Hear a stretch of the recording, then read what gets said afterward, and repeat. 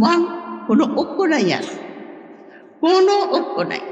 আবার আমাদের সমাজের মধ্যে সে বিভাজন যেটা মুক্তিযুদ্ধের পরে তৈরি করে দিয়েছিল ইন্ডিয়া, স্বাধীনতা বিরোধী, স্বাধীনতার পক্ষ, চেতনা চেতনা বিপক্ষ ইত্যাদি, সেই ডিভিশনটা আবার দেখা যাচ্ছে। ওপেনলি এখন রাজাকার, মৌলবাদী এই সমস্ত শব্দ আবার ফেরত এসেছে, যেগুলি আমাদের ইয়াং জেনারেশন শুনতে চায় না।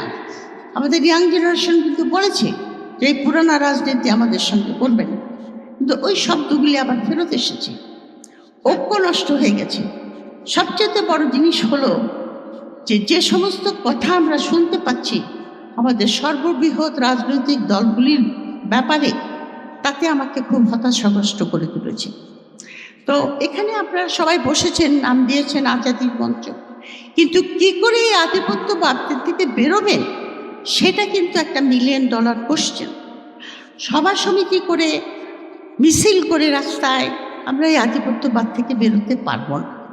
এখানে আধিপত্যবাদের জন্য যেটা দরকার হবে একটা ইস্পান কঠিন একটা ঐক্য জনগণের ভিতরে। এমনকি যে পলিটিক্যাল পার্টি আপনার ওই ফ্যাসিবাদের দোসরদের কথা বলবে, অথবা যারা আপনার বন্ধু রাষ্ট্র, আর একটা কথা আমি বুঝি না, বন্ধু রাষ্ট্র, সেদিন সালাউদ্দিন সাহেব বিএনপির উনি বললেন ভারত আমাদের বন্ধু রাষ্ট্র। তো আমি ওনাকে বলতে চেয়েছিলাম যে ভাই আপনি পলিটিক্যাল সায়েন্সটা একটু পড়েন, কারণ রাষ্ট্রের কোনো বন্ধু হয় না, রাষ্ট্রের কিন্তু কোনো বন্ধু হয় না, রাষ্ট্রের খালি স্বার্থ। রাষ্ট্র আমার স্বার্থ কার সেইটা বুঝে কেউ আমার শত্রু, কেউ আমার বন্ধু। আমার জন্য বন্ধু ফরএভার এরকম কথা পলিটিক্যাল সায়েন্সে নাই, মানে ইন্টারন্যাশনাল রিলেশনে নাই। এটা একটা বাজে কথা যে ওই রাষ্ট্র আমার বন্ধু, রাষ্ট্রের কোনো বন্ধু নেই। এটা ইন্ডিয়ানরা বিশ্বাস করে। চাণক্য কয় হাজার বৎসর পরে কিন্তু আগে কিন্তু এটা লিখে গেছে যে তোমার নেইবাররা কিন্তু তোমার সবসময় শত্রু। এটা চাণক্যের অর্থশাস্ত্রে আছে। তোমার নেইবারদের দিকে নজর রাখবা, ওরা আমার শত্রু। তো আমাদের শত্রুকে আমরা জানি না। তো আমি আর্মস কিনছি কার জন্য? তার বিরুদ্ধে যুদ্ধ করার জন্য বলেন আপনি। এই যে হাজার হাজার কোটি কোটি টাকা করে আমরা কি বলে যুদ্ধ জাহাজ কিনবেন, রাফেল কিনবেন না কি কিনবেন জানি না, আপনারা বলতে পারবেন। কিন্তু কিসের জন্য কিনছেন? কার জন্য? কার বিরুদ্ধে যুদ্ধ করবেন? সুতরাং আপনার যে জিনিসটা আমি বলতে চাচ্ছি, এগেন আমি শর্ট করে ফেলবো, সেটা হলো যে আপনার এই যুদ্ধে জয় পেতে হলে আমাদের ঐক্যবদ্ধ হতে হবে।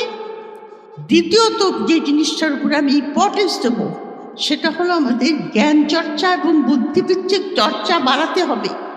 এখানে আমাদের গবেষণা, রিসার্চ টিম, রিসার্চ কেন্দ্র গড়ে তুলতে হবে, যারা আমাদের সভরেনিটি, আমাদের স্বাধীনতা, আমাদের বেঁচে থাকার অধিকার, আত্মমর্যাদা এগুলি নিয়ে তারা রিসার্চ করবে এবং সেটাকে আপনার সংরক্ষিত বা করার জন্য কি কি পদক্ষেপ নেওয়া উচিত সেগুলি তারা বলবে।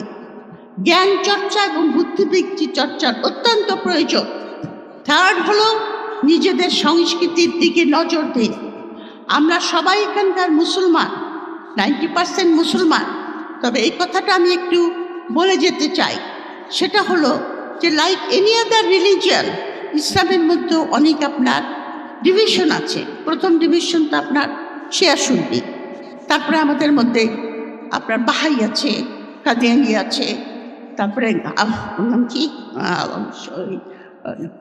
কাদিয়ানি নাম যে যারা আপনার আগা খানকে মানে, যাই হোক এগুলি সব ইসমাইলি। হ্যাঁ, এরকম খ্রিস্টানদের মধ্যেও আছে।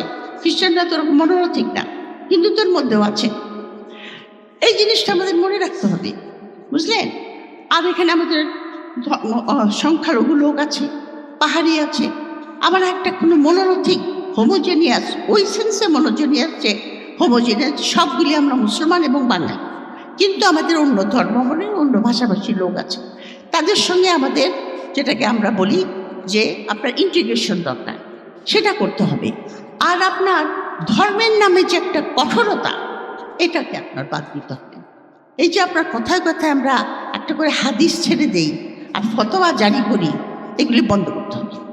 আপনার এই যে আমাকে একজন সারাক্ষণ খালি হাদিস শোনায়, আমি আপনার হাদিস করি তো ইচ্ছাতুল হাজির বলে কি, আমি আপনি যেটা ইচ্ছা করেন সেটাই হাদিস বলে চালিয়ে দিচ্ছেন, তো ইচ্ছাতুল হাজির ছেড়েন না। তো আমার কথা হলো তাই, বুঝলেন? আমাদের ধর্ম যদি আপনি ডিপলি পড়েন, আমি ইসলামিক স্কলার, ডিপলি যদি আপনি পড়েন, ইসলাম বলেছে তুমি জাস্টিস এস্টাবলিশ করো, অন্যায়ের বিরুদ্ধে তুমি যুদ্ধ করো, এক্সপ্লয়টেশন বন্ধ করো। সবচেয়ে বড় কথা ইসলামে যেটা বলেছে যে তোমার পিউরিফিকেশন অফ দি হার্ট, এটা তোমার প্রয়োজন, ক্যারেক্টার ফরমেশন প্রয়োজন। সুতরাং এই কথা বলি আমি শেষ করব, যে যুদ্ধ আপনাদের পদধ্বনি পাওয়া যাচ্ছে, সেই পদধ্বনি আমার কানে এসে পৌঁছেছে, কারণ আমি অবজার্ভ করি এবং আমি আতঙ্কিত। এই যুদ্ধ জয় করতে হলে আমাদের আর একটা জিনিস এই ফোরাম থেকে আমি সবার কাছে রাখতে চাই, যে আমরা একটা দাবি করব যে সব পলিটিক্যাল পার্টি তাদের ম্যানিফেস্টোর ভিতরে বলবে যে তাদের কী জাতীয় ফরেন পলিসি হবে, এবং এই কথাটা বলবে যে যেখানে যা কিছু চুক্তি হয়েছে, ইন্ডিয়ার নাম বলার দরকার নেই, যেখানে যা কিছু চুক্তি হয়েছে সব চুক্তিগুলি আমরা রিভিউ করব, এবং এই চুক্তিগুলি যেগুলি দেশের স্বার্থ বিরোধী সেগুলি বাতিল করব। এটা প্রত্যেকটা পলিটিক্যাল পার্টি যারা কন্টেস্ট করবে ইলেকশনে তাদের ম্যানিফেস্টোতে এটা ইনক্লুড করতে হবে। এটা এই ফোরাম থেকে এই দাবিটা যাওয়া উচিত। তখন আপনার এই যারা এখন এপার বাংলা ওপার বাংলা আমরা এক, তারাই তখন বলেছিল যে বেঙ্গল ইন্ডিয়া ভাগ হোক আর না হোক, বেঙ্গলকে ভাগ করতে হবে। আমরা মুসলমানদের সঙ্গে থাকবো না, কারণ ওরা ম্লেচ্ছ, ওরা অনার্য। কথাটা কারেক্ট, আমরা তো অনার্য, ওরা তো আর্য, তো অনার্য, ওরা ম্লেচ্ছ, ওদের সঙ্গে আমরা থাকবো না। যেই ভাগ হয়ে গেল অমনি এপার বাংলা ওপার বাংলা। তার মানে তারা যে জমিদারিটা হারিয়েছিল সেই জমিদারিটা ইনডাইরেক্টভাবেও ফেরত চায় তারা, পুনরুদ্ধার।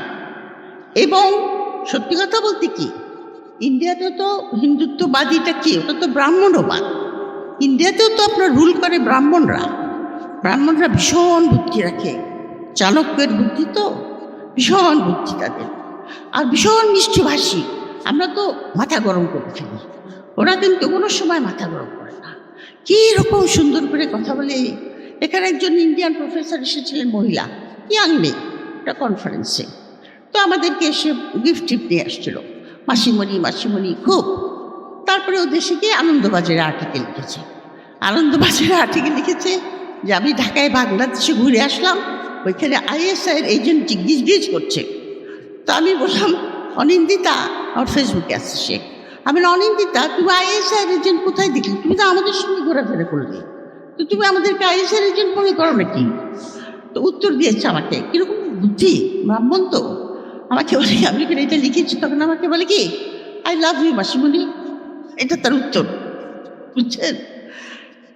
ওদের বুদ্ধির সঙ্গে পারা মুশকিল, খুবই বুদ্ধি রাখে এবং জ্ঞান চর্চা করে। আমরা তো জ্ঞান চর্চা করি না, এটাই তো আমাদের মুশকিল হয়ে গেছে। তো তারা এখন মনে করলো যে এটাকে আমরা পুনরুদ্ধার করতে হবে।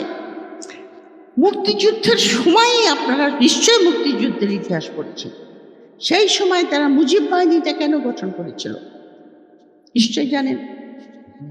মুজিব বাহিনীটা গঠন করেছিল, তারা দেখেছিল যে এখানে, এবং শেখ মুজিবকে জাতির পিতা বানাতে হবে।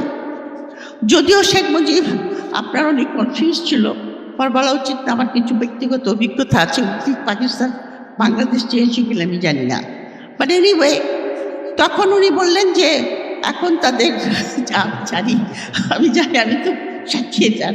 তারপরে উনি বললেন যে ওই আপনার আওয়ামী লীগকে এখানে লেফট দিকে, তখন মুক্তিযুদ্ধের সময় আপনার যারা বামপন্থী তারা একটু যে সিরাজ শিকদারের দল আর কি, যারা না পুরো চাইনিজ গ্রুপটা, ওরা একটু আপার গ্রুপ হ্যান্ডে চলে যাচ্ছিল। তো বলে না, এটা তো হতে পারে না, ওইখানে তো আওয়ামী লীগের রুল আনতে হবে, যারা আমার কাছে উঠবে বসবে। তো এই হলো মুক্তিযুদ্ধের ইতিহাস। আর এখন 54 বছর পরে আমাদের মুক্তিযুদ্ধ বিজয় দিবসটাকে মোদি কেড়ে নিয়ে গেছে। এবার সে বলেই দিয়েছে যেটা আমাদের বিজয়, এটা আমাদের বিজয়। তো এখন এই যে আধিপত্যবাদ, এটার ইতিহাস অনেক পুরানো এবং এটার শিকড় অনেক গভীরে। এবং এখানে বাংলাদেশে যে প্রথম হলো ডেইলি স্টারের কথা আপনারা বললেন, এখানে পেনিট্রেশন বা গভীরে যাওয়ার জন্য ইন্ডিয়ানরা কতগুলি সফট পাওয়ার, আমরা বলি সফট পাওয়ার ব্যবহার করেছি। সেই সফট পাওয়ারের মধ্যে আছে আপনার সাংস্কৃতিক আগ্রাসন, তারপরে আছে তাদের বুদ্ধিজীবী সমাজে পেনিট্রেশন, তারপরে আছে আপনার কালচারাল, তারপরে আছে তাদের মাইনরিটি কার্ড। কিছু হইতে না হইতেই বলে এখানে হিন্দুদেরকে আমরা মেরে ফেলতেছি, এটা হলো তাদের কার্ড।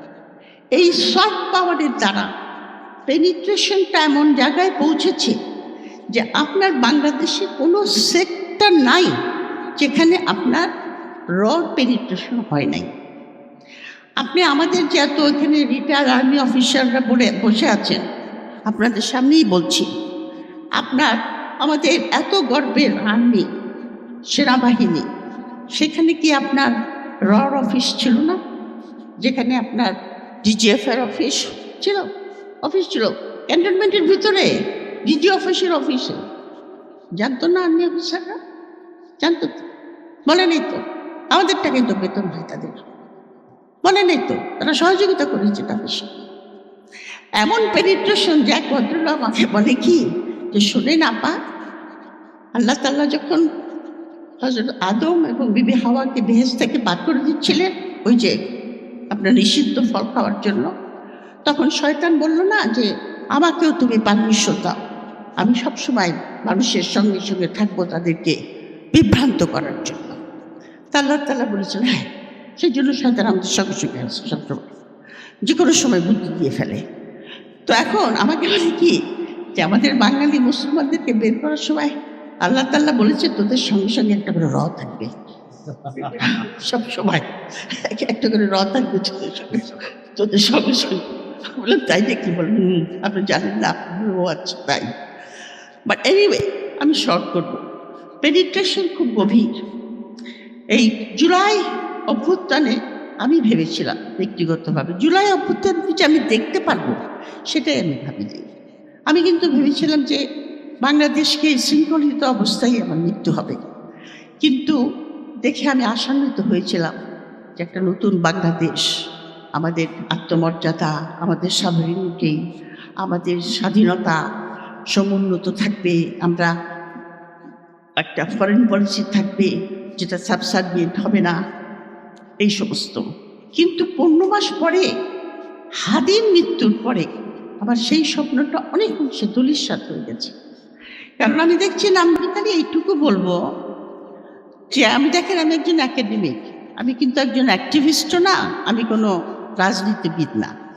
আমার কাজ হলো রাজনীতি বিজ্ঞান পড়ানো, আর বাংলাদেশের রাজনীতিকে আমি অবজার্ভ করি খুব খুব গভীরভাবে, এবং আপনি সেটার উপরে বক্তব্য দিই দেশের জন্য, দেশের প্রতি ভালোবাসার জন্য, মানুষের জন্য ভালোবাসার জন্য। ভালোবাসাটা কিন্তু আমার খুব গভীর এই দেশের জনগণের জন্য, কারণ আমি ইতিহাস পড়েছি এই জনপদের ইতিহাস। আপনার এখানকার যে আপনার জনগোষ্ঠী, তাদের ইতিহাস খুব দুঃখের, কারণ তারা যুগ যুগ ধরে নিপীড়নের শিকার হয়েছে। এবং শিকার হয়েছে এই কারণেই যে প্রথম কথা হলো যে আমাদের যে সম্পদ এ দেশে আছে, প্রথম কথা আমাদের মাটি, এটার উপরে কিন্তু আপনার প্রাচীন যুগ থেকেই আপনার এটার উপরে দৃষ্টি ছিল যারা এখানে ভারতে প্রবেশ করেছিল। তো কথা হলো যে আমরা নিপীড়িত হয়েছি আপনার ব্রিটিশ পিরিয়ডে থেকে, আপনার নিপীড়নটা শুরু। সেই নিপীড়নটা আপনার ব্রিটিশরা কিন্তু আমাদেরকে সরাসরি শাসন করেনি, চিরস্থায়ী বন্দোবস্তের মাধ্যমে তারা এই এলাকার ভূমি তুলে দিয়েছিল আপনার জমিদারদের হাতে। সেই জমিদারদের নিষ্পেষণ নিপীড়নে এখানকার বাঙালি মুসলমানদের যে কী অবস্থা হয়েছিল সেটা আপনি ইতিহাস ঘাঁটিয়ে দেখতে পারবেন, ইতিহাসের পাতা উল্টালিয়ে দেখতে পারবেন যে কতটা নিপীড়নের শিকার হয়েছিল এখানকার লোকেরা। এবং এই যে আমাদেরকে বলা হয় যে আমরা সাম্প্রদায়িক, এই কথাটা যে কত ঐতিহাসিকভাবে মিথ্যা, যে আমরা ইতিহাস পড়ি না বলে জানি না। কারণ এই এলাকায় আমাদের মুসলিম রুল ছিল, সুলতানি আমল ছিল, মোগল আমল ছিল। কোনো পিরিয়ডে কোনো রিসার্চার বলতে পারি নাই যে এখানে জোর করে কনভার্সন হয়েছে। এখানকার লোকরা মুসলমান হয়েছে নিপীড়ন থেকে মুক্তি পাওয়ার জন্য এবং আপনার সুফিদের যে প্রচার, সেই প্রচারের জন্য। সুতরাং আমাদেরকে যারা অসাম্প্রদায়িক বলে তারা কিন্তু ইতিহাস জানে না। আমরা কিন্তু সবসময় এখানকার জনগোষ্ঠী অসাম্প্রদায়িক চেতনার মানুষ। তো আপনার এই এলাকাটা আপনার যখন পাকিস্তান হয়েছে 47, অনেক সময় আমি দেখেছি লোকে 47কে এড়িয়ে যেতে চায়, বলে ওইটা কিছু না, ওটা ডোনেশন থিওরির দ্বারা হয়েছিল, ডোনেশন থিওরি বাজে। কিন্তু আপনি ওইটাকে বাদ দিলে তো চলবে না। 47টা কেন হয়েছিল সেটার দিকে আপনার ফিরে তাকাতে হবে। কেন আমরা পাকিস্তান চেয়েছিলাম? পাকিস্তান হওয়ার পরে আমরা বঞ্চনার শিকার হয়েছি, তারপরে আমরা বাংলাদেশ করেছি সেখান থেকে মুক্তি পাওয়ার জন্য, সেটাও একটা যুদ্ধ। বাংলাদেশ হওয়ার পরে বাংলাদেশের 71-এর যে আপনার আশা আকাঙ্ক্ষা, সেটার ফসল আমরা ঘরে তুলতে পারি নাই, এবং সেটাও তুলতে পারি নাই আমাদের এই ভারতীয় আগ্রাসনের জন্য। ইতিহাসের দিকে ফিরে তাকান, মুক্তিযুদ্ধ চলাকালীন সময় থেকেই ইন্ডিয়ার যে ডিজাইন ছিল এখানে, সেটার দিকে আপনার আমাদের ফিরে তাকাতে হবে। কেন আমাদের ইয়াং জেনারেশন যারা আছে তাদেরকে আমি অনুরোধ করব ইতিহাসের দিকে তাকাতে। ইতিহাসের দিকে তাকিয়ে আপনি শুধু এই ভারতীয় আগ্রাসন যে কবে থেকে শুরু হচ্ছে সেটাই জানবেন না, আপনারা জানতে চেষ্টা করবেন আমাদের আত্মমর্যাদার ইতিহাস। আমরা কে, কেন আমরা বাংলাদেশ করতে চেয়েছিলাম, কিসের থেকে আমরা মুক্তি পেতে চেয়েছিলাম, কার থেকে মুক্তি পেতে চেয়েছিলাম, এগুলো আমাদের জানা দরকার। এবং আমাদের আত্মমর্যাদা, আমাদের অনেক বীর এখানকার, আপনার বহু বিদ্রোহ এখানে সংঘটিত হয়েছে মুক্তি পাবার, সেগুলি আমরা ভুলে গেছি। কিন্তু আমাদের কিন্তু বয়ানটা যারা তৈরি করে দিয়েছে ইন্ডিয়ান যারা আপনার রাইটার ন্যাশনালিজমের, আমি যখন আমার পিএইচডি থিসিস করছিলাম তখন আমার যিনি সুপারভাইজার ছিলেন তিনি ছিলেন মরিস জোন্স বলে একজন খুব নাম করা সাউথ এশিয়ান এক্সপার্ট, মারা গেছেন উনি এখন। তো উনি আমাকে ইন্ডিয়ান ন্যাশনালিজমের উপর অনেক বই পড়তে বলেছিল। তারপরে পড়ার পরে আমাকে বলল যে তুমি কি মনে করো ইন্ডিয়ান ন্যাশনালিজম উপর তোমার কী ধারণা? তা আমি বললাম ইন্ডিয়ান ন্যাশনালিজম এটা তো ওরা তো সেকুলার কান্ট্রি বলে, কিন্তু আমি তো ন্যাশনালিজম ইতিহাস পড়ে দেখলাম এটা তো হিন্দু ন্যাশনালিজম। তখন সে আমাকে বলল যে তুমি ঠিক ধরেছ, 1971-এর কথা বলি, অনেক দিন আগের কথা বলছি, আপনাদের জন্মও হয়নি। বলেছিল basically India is a Hindu state, উনি বলেছিলেন। এখন দেখেন মোদি কি বলছে, মোদির ফলোয়াররা কি বলছে, যে বেসিক্যালি ডিপ ডাউন। তারপর দেখেন আপনার স্বদেশী মুভমেন্টের সময় এই যে প্রীতিলতা, তারপরে মাস্টারদাকে নিয়ে আমরা এত বেশি উল্লাসিত হই, ওইখানে আপনার ওই আন্দোলনটা হয়েছিল। আপনার যখন আন্দোলনে যেত, আমার একজন পরিচিত ভদ্রলোক ডক্টর রশিদুজ্জামান, আপনার নাম শুনেছেন কিনা জানি না, উনি একজন খুব নামকরা পলিটিক্যাল সায়েন্টিস্ট ছিলেন, রিসেন্টলি মারা গেছেন। তো উনি বলেছিলেন যে ওনার চাচা স্বদেশী মুভমেন্টে যোগ দিয়েছিল, কিন্তু কিছুদিন পরে ফিরে আসছে। তো ভাই বললাম কেন ফিরে আসছিল, কেন বললেন, জিজ্ঞেস করলো চাচাকে, বলে না ভাই ওরা স্বদেশী মুভমেন্টে ওরা করতো, বোমা টোমা ফেলতো, তো বেরোনোর সময় নাকি কালীর মূর্তির কাছে পূজা দিয়ে তারপরে বেরোতো। তা বলে আমি তো মুসলমান হিসেবে সেটা পারি নাই। তো এই যে আপনার বয়ানটা হিন্দু তো বাদী বয়ান, এই বয়ান কিন্তু ব্রিটিশ বা ইন্ডিয়া ভাগ করার পিছনে বেঙ্গলকে আজকে ভাগ করেছে। আজকে যে ওয়েস্ট বেঙ্গল আর আমরা এটা ভাগ করেছি কে 47-এ। দেখেন তাদের দ্বৈত ভূমি, এত লম্বা হয়ে যাচ্ছে না, দ্বৈত 1905 সালে যখন বেঙ্গল ভাগ হলো, বঙ্গভঙ্গ যেটাকে বলে, তখনই ওই যে আপনার আমার সোনার বাংলা আমি তোমায় ভালোবাসি, মানে বঙ্গমাতার উপরে আঘাত করা হচ্ছে। এখানে একটা মুসলিম মেজরিটি প্রভিন্স আসাম নিয়ে, ওদিকে ওয়েস্ট বেঙ্গল আর আপনার উড়িষ্যা। তখন আপনার বাঙালি জাতীয়তাবাদ জেগে উঠল। তখন আবার 1911-এ আপনার বঙ্গভঙ্গ রোধ করা হলো। 47-এ যখন 47 থেকে 1906 থেকে শুরু করে 47 পর্যন্ত এই বেঙ্গলে রশিদুজ্জামান সাহেবের একটা সুন্দর বই আছে, মুসলিম আইডেন্টিটি ইন কলোনিয়াল বেঙ্গল। যে মুসলিমরা এখানকার কী করে আস্তে আস্তে সচেতন হয়ে উঠল নিপীড়নের দ্বারা, ডিসক্রিমিনেশন দ্বারা। আমার নিজের আব্বা, উনি অত্যন্ত ব্রিলিয়ান্ট স্টুডেন্ট ছিলেন। বগুড়া জেলা স্কুল থেকে উনি সেই স্টার পেয়ে পাস করেছিলেন। উনি গেছেন তখন আনডিভাইডেড বেঙ্গল, ইন্ডিয়া। উনি গেছেন কলকাতায় ডাক্তারি পড়তে, ওনাকে ভর্তি করবে না কারণ উনি মুসলিম। তারপরে উনি সিআর দাসের একটা ফ্লাড হয়েছিল, সে ফ্লাডে ভলেন্টিয়ার কাজ করেছিল, ওনার সাহায্যে উনি ডাক্তারিতে ভর্তি হলেন ক্যালকাটা মেডিকেল কলেজে। তো ডিসক্রিমিনেশনের দ্বারা সত্ত্বেও একটা মুসলিম ক্লাস এখানে জেগে উঠেছিল, ক্লাস ফরমেশন যেটাকে আমরা বলি আর কি। যোদ্ধার শ্রেণী একটা দেখা দিয়েছিল জমিদারদের, অ্যাজ এগেন্স্ট জমিদার।